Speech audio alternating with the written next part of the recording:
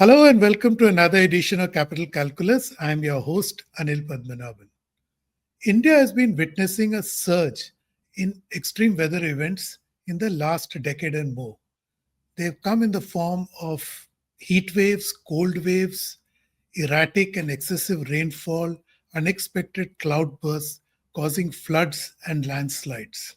In fact, in 2024, it is estimated that some part of India or the other experiences instances of extreme weather for 300 days. That is almost the entire year. Remember, last month, Calcutta almost drowned thanks to an unexpected cloudburst.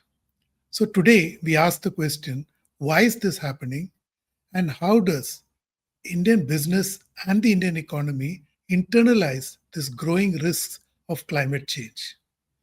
To unpack this rather vexing challenge, we have with us today a sustainability expert, Prarthana Borah.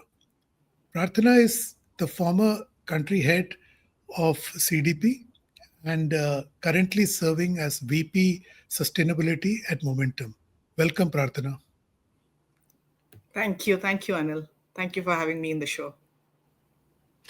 So, Prarthana, before we begin, I just wanted to set the context for all our viewers. I mean, these are some staggering statistics. I like to read them out. According to the National Disaster Management Authority, India is particularly vulnerable because 27 of India's 36 states and union territories are disaster prone. 58.6% of India's land mass is prone to earthquakes. 12% is vulnerable to floods. 5,700 kilometers of the 7,516-kilometer coastline is prone to cyclones and tsunamis. 68% of cultivable land is drought prone. 15% of land area, mostly in hilly regions, is at risk to landslides. So, against this backdrop and intensity of extreme weather events has risen in the last decade. So, my first and obvious question is, what are your first thoughts and why is this happening? So, Anil, I want to approach this slightly differently, and I'd like to kind of cite more than, why is this happening? I think we all know at some point of time why this is happening. But I want to actually focus on how it's going to impact our individual lifestyles and how we are getting impacted. So I want to actually start with that because ultimately when we are having a conversation like this, we are talking about, what's going to happen to us, right? So I just want to give you an example. For instance, I live in Delhi, but I also spend a considerable quantity of time in Assam. And over the last 1 year, I'm just taking this 1 year, I have been observing how different the weather has been in both the regions. And it's actually extremely, it's like it's changed between the two regions. So if you look at it, between October and December is supposed to be the best season in a place like Assam because that's when it's the tourist time. The weather is comfortable, people can move around, it's not yet cold. But this year, what's happening is because there were no rains, it's become extremely humid. So there is so much water vapor, and obviously, rainfall is when you have an adequate temperature, so it condenses, right? But that's not happened, and you cannot live without air conditioning. And because you cannot live without air conditioning in a region which is not actually prepared for air conditioning. I'm not talking about, the major city. I'm talking about the rest of Assam, which is primarily rural livelihoods, which is primarily forests, and which is what is actually frightening. And then you come back to a place like Delhi. After 15 days, I travel back to Delhi, and then we are stuck with an urban flood, and it becomes, a huge tension for me to move from, my home to my workplace at present to Noida, and I'm panicking if I'm going to get stuck in the rains and keep looking at my watch for the office ending time. So the issue is not just about extreme weather, why is it happening, but it's also the unpredictability of extreme weather that is happening. And because we are used to a particular lifestyle in our different regions, we are not even able to prepare for it because if you look at Delhi, you automatically think about extreme heat. So all your adaptation mechanisms, all your mitigation mechanisms are focused on heat and not so much on flood, because you don't have rain for like a continuous 3 months, like we did this year. We had rains even in October. So I think what is more concerning is that we're all prepared for extreme weather because we are all reading about climate now. No, climate is not like a backbencher study, or the restricted to conversations of scientists. We all know that there is a climate problem, but what is challenging is that we don't know where it is going. We don't know what to expect. And we actually need to now refocus and rethink climate strategies from looking not just at historical analysis, but also what is happening in the immediate past, and how we are impacting it, and also how we are being impacted by it. So I just wanted to introduce the context in a slightly different manner, because it also brings a very personal example into the picture, which I think each of us are kind of thinking about and talking. And I think one of the ways to look at this issue and to look at extreme weather is also to look at our personal experiences, because each of us brings in a different kind of an experience, and we have some observations, and that collective accumulation of this knowledge could actually also lead to some responses in terms of why is it happening, and what should we do about it. Fair enough. So, if I understood you right, Prarthana, what you're saying is that one, this extreme weather, the incidence and frequency is alarming, and the nature is alarming, like you explained in Delhi. Second, you are saying that a key to this is sustainable lifestyle, not just for the economy, but individually too. And finally, that we need to be extremely adaptable and flexible, that we need to be able to adjust to extreme heat and unexpected floods, right? Yeah, yeah, absolutely. Yeah, yeah.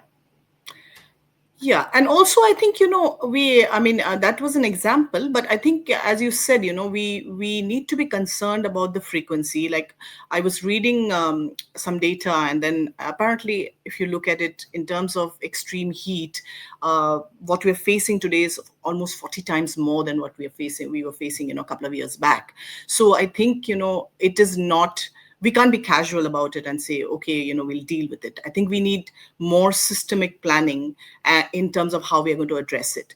Similarly with the flood, I think we have historical data which talks about how Delhi has been flooding every monsoon, or any of the major cities for that matter. Urban, we have been flooding. So I think, what are the defense mechanisms, what are the mitigation measures? Those need more serious thought process. They need to be imbibed into policy. They need to have a stronger policy conversation. What is happening now is, we have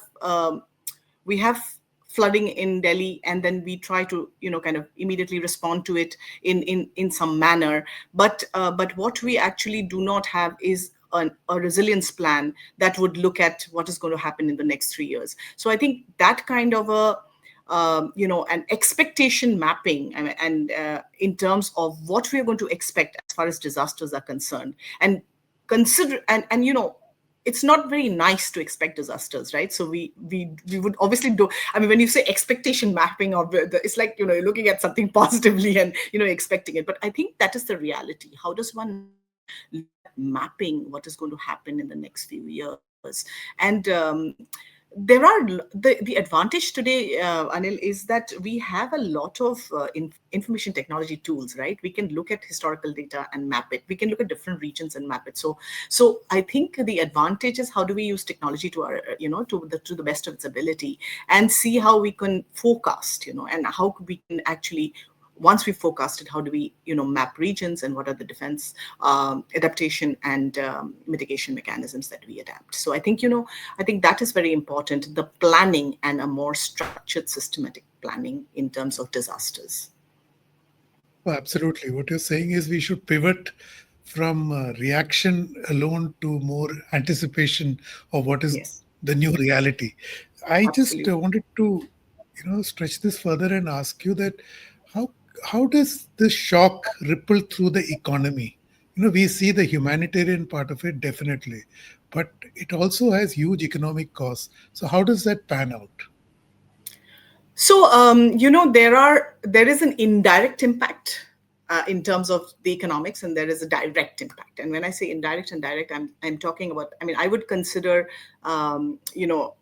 indirect is not the right word, but I think it's more like, what is the direct impact, and what else does it lead to, right, in terms of economics. So the direct impact is when you look at agriculture, because I think, the moment you talk about extreme weather, you talk about agriculture. And almost 40% of our economy is dependent on agriculture. So obviously, when you have extreme weather, you are talking about crop loss, or land issues, and direct impact on the farmers, and other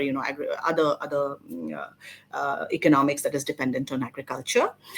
So that is there. Then you also have the rural households, and I was looking at some data. So it's about 80% of rural households are dependent on agriculture. And then there is the small farmers, almost 90%, who are dependent on, small farming land. So you just think about it, they have a small piece of land and it gets flooded, and then, they're lost. So there is an economics there, which is completely the entire agricultural sector. But there is also an economics of the supply chain, because this agriculture, or the nature-based economy, or, nature-dependent economy, which if you look at, industry, I mean, over 50% industry is dependent on nature, and, in some way or the other. And I like to use the word nature because, agriculture is a component of nature, right? So, I mean, when you're talking about extreme weather, it's water, it's forests. So I think, what is very, very concerning is that actually almost all of our economy is in some way dependent on nature. And when we have extreme weather, that gets impacted, which means that's why I said indirect. So if it is your clothing, for instance, and the resource, the natural resource for it is impacted, then obviously the pricing is impacted, and or there's a scarcity of the resource. So it's actually like a completely circular kind of an impact that will happen in terms of extreme weather when you look at nature-based resources. The other area where the economy, I know, when it becomes an issue of economics, is the question of infrastructure. So if there is the question of how infrastructure is impacted, so you would have your roads being impacted, your buildings being impacted. We're seeing this in cities all the time, right? Flooding impacts it, heat impacts it, but there is also the the process of constructing the infrastructure. Extreme heat delays that process, because you have people are not able to work because of the heat conditions, and other reasons. So there is the infrastructure and economics when you talk about extreme weather. So I think how does it impact economics? In some way or the other, you have an agri natural resource based economy which is being impacted because of either extreme heat or flooding. And then there's the infrastructure economy, and then there is the other one, which is okay, maybe we don't call it, it's not the natural based economy from the perspective of forest, but there's also issues like mining. And also, if you have flooding in a mine, what is the loss that gets into it? The critical minerals today is a huge issue. But what is also we need to take into consideration when we're talking about economics is that some of the solutions that we are trying to find, in terms of battling with extreme weather, for instance, transition to energy, which is like solar energy, right? So you're using a lot of solar panels and all, and we actually have to start worrying that we may put up a solar panel and put a lot of investment in terms of in terms of contributing to some of the issues, which is a problem and leading to a solution. But there again, it might be impacted, right? Because extreme weather does affect a solar panel. So that's a very, very minor, very micro example. So I think in terms of economics, it's actually all the sectors which are being impacted. So I think extreme weather is about it's how it is going to impact us in terms of the resources as well as what we are getting out of investments that we are making. So, Prarthana, what we have done so far is one, we have established very clearly that the new normal of climate volatility in India, the economic risks that it entails. So, can we now conclude that this is now a systemic risk that Indian businesses, Indian economy needs to internalize? If so, how do they do that? Yes, I think to the question on whether it is a systemic risk, we have to agree, and I definitely agree.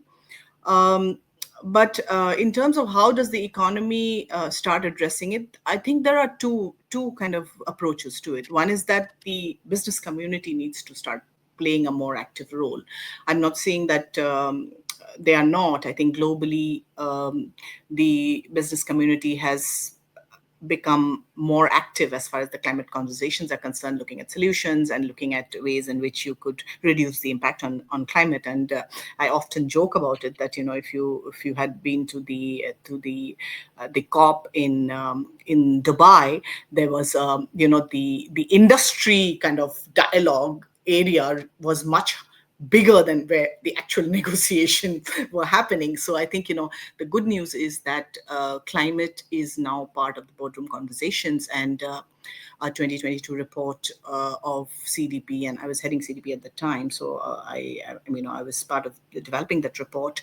About 120 companies disclosed to CDP in 2022, and we found out that those 122 companies, which are the top market cap companies, climate risk and climate discussions are 90% of those companies have it as part of their boardroom agenda, which is good news. But we are talking about the 120 top tier companies, right, in terms of market cap. So I think as I said, the good news is that the climate conversation has begun, but what is concerning is that it is still restricted to the businesses which have the knowledge and the resources to kind of estimate it.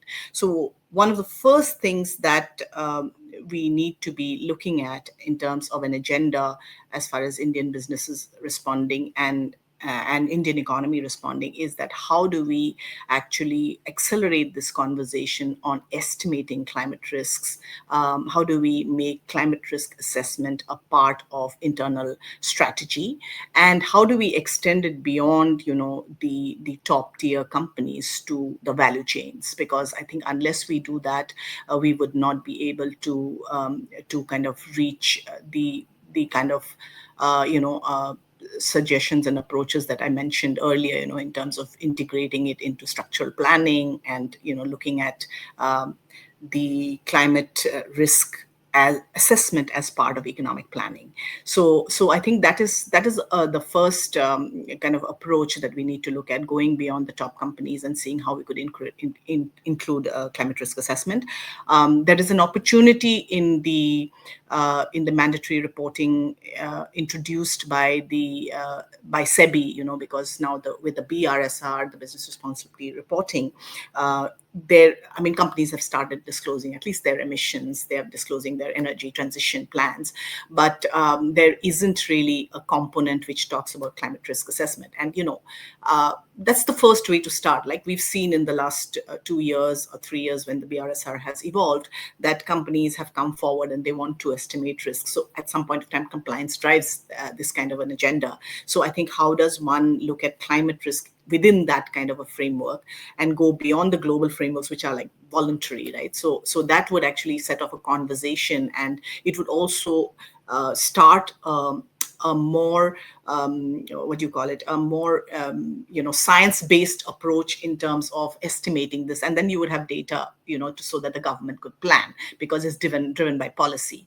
To a certain extent, the climate risk assessment paper that has been and methodology that is being proposed by the RBI, and which probably, as of now, they say that they'll implement it by 2026, could solve that issue. But but that is restricted to financial institutions. So it is basically how financial institutions would assess climate risks before they give before they lend. So I think there are certain areas that have been that we have started as a country, and the Ministry of Environment's looking at a couple of, there are certain programs which doesn't directly mention climate, but also does look at evolving ways in which you should assess how to include extreme weather into your project planning. But I think what is missing is that we do not really have a process for estimating climate risk, and how does it trickle down to business or to cities, so that it is part of infrastructure assessments before you start planning it. And I think that is an area where we do need to look at, and that is not something that can be driven globally. It has to come bottom up, because every country has a different ecosystem, and every country has different issues. And I just mentioned it to you in the beginning, right, in terms of how diverse we are, and we have our own areas. So I think what would be I mean, what I would like to put down here in terms of a way forward would be that we look at climate risk assessment within national planning, so it is part of the national budget, and how does it trickle down to state plans and state programs, then to city plans is one area. And the other is how do we drive Indian business to start looking at climate risk, I mean, which is beneficial for them in terms of internal strategy, but also how do we use that data to kind of to our better advantage, and share it, and also look at solutions. So I think these are the two approaches that we would have to really start working on in the next as early as possible.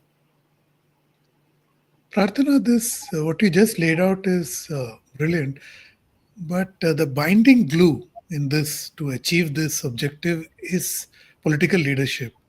Globally, sad to say, but under President Trump, climate is been just kind of dismissed as some myth, and there's nothing wrong with the world, etc. So forget about the world. But in the Indian context, is the present political leadership, both at the center and the states, seized of the fact that you need to assess climate risk like the way you have mentioned, and be willing to do it to creating some mechanism? So I'm going to give you a very opinion based response on that, because I don't want to be trolled, So I'm that's a disclaimer. But I think as a country, we have always been very initiative based and not research based. So I think that is the first kind of first thing, I mean, first area we need to change in our thought process. So we are excellent in initiatives, we're excellent in making programs, and we are excellent in making projects. But the science-based thought process that actually leads to it is something that we lack in. And I don't blame it on the political ecosystem. I think it's also the way our education system has been built up. So it's always about, finishing an exam, getting a job, and not really about taking an issue and delving deeper so that we can come up with a solution. So I think that is where we need to look at how we can build our higher education systems and some of our higher institutes, and integrate the research that comes from these academic institutes within the political processes. So my suggestion here, or my my observation here, is that we have a great solar strategy. I think we have targets being set. We have we have a lot of we're a global leader as far as solar transition is concerned. But what is essential is that we've gone into this program, but as I said, I use the example of what we do. I mean, how a solar panel is impacted by extreme weather. We went into this entire solar panel with panel process. I mean, solar energy acceleration program without really thinking about what might not happen or what might happen. So it is all because it wasn't really, based on a, a strategy that also looks at research in terms of what to anticipate. And I think in terms of political will, we have never said we are not going to we are not interested in addressing climate issues, right? We have always pushed the issue that it's a resource problem, and we do need a lot of financial resources, which is true, and I think it's true today also. We're battling with it, but I think where India has an opportunity now, and India and the global South, we have an opportunity because um, with America pushing back, I think it also gives us an opportunity to look at local ways of doing things, and which is where we need to invest on local research and local knowledge. And when I say local knowledge, I don't mean, we need to go down to the grassroots only, because whenever you talk about that, you always talk about, culture and sustainability. But I think local knowledge is also to promote Indian higher education institutes to get into, research which can benefit. Um, just just even if you do a little bit of a research, how many of the higher education institutes, which are the premier institutes, actually talk about climate in terms of, what are the climate issues faced by the country, or do they have a research area in terms of how to look at extreme weather? So we I think it is important to now look at alternative mechanisms to deal with it, rather than, only just focusing on whether we have the political will, because we do. I mean, we have to have a political will. Like, it's impacting us, whether it's air quality or whether it's climate. Yeah, Prarthana, I asked you about political will because what you said right at the beginning is that a lifestyle change is required. So, making policy moves are easy, but you had said right at the beginning that we need a lifestyle reset, for which you need political leadership to signal and actually ensure things go through. So my final question to you is that given this circumstance, given the concern about climate risk, which is for real, does India need a national mindset reset? Keep in mind, we have now decided that we want to become a developed economy by 2047. It's an extremely audacious goal, growing your per capita income from something like $2,700 to $18,000 per annum in 22 years. It's not easy. So, but it cannot come at the expense of climate risk, which we are realizing today. So, do we need a national mindset reset? So I think it's very difficult to put India in a box. I think, the climate conversation is at a very advanced stage if you attend conversations in Delhi or in Mumbai, and we have all the solutions, and we have all the details there.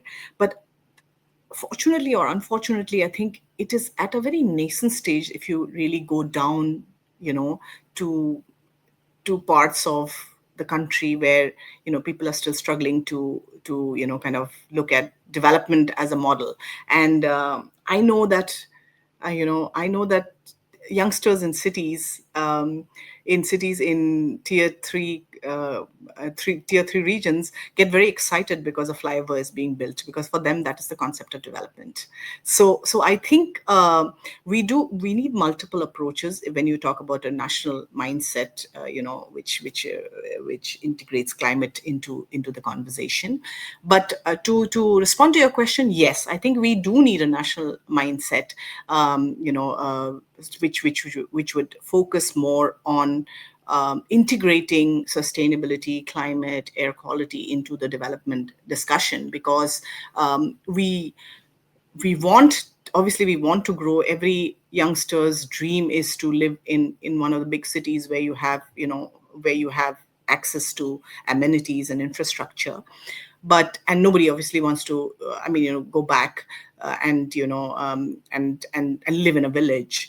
But I think The question is, how do we get there? And that is where probably the challenge is. I mean, agreed, we do need a mindset change, but how do we get there is where we will need a multi-pronged approach, and where business and policy and individuals, communities, the not-for-profit, academics all work together. I think when it comes to a issue like climate, we cannot leave anyone out. Indeed, make it a national cause. Thank you for speaking to us, Prarthana. Thank you very much, Anil. It was a pleasure. Viewers, you heard Prarthana. There are three takeaways that I can sum up this rather very insightful conversation. One, that extreme weather is no longer a climate risk, it's an economic and strategic risk to the country, to the business and individuals. Second, India's growth and investment outlook, the ambitious one which it has laid for itself, depends on how it integrates climate resilience and climate risk management into its strategy. And finally, the next decade will test whether India can build a climate smart development model, one that protects people as well as profits. Thank you for watching. Don't forget to subscribe to StratNewsGlobal.Tech on YouTube. Hit the bell icon so that you don't miss any updates. And please do share your thoughts, ideas, and suggestions with us. I'm available on X at Capital Calculus. I'll be back next week with another episode. Till then, stay safe.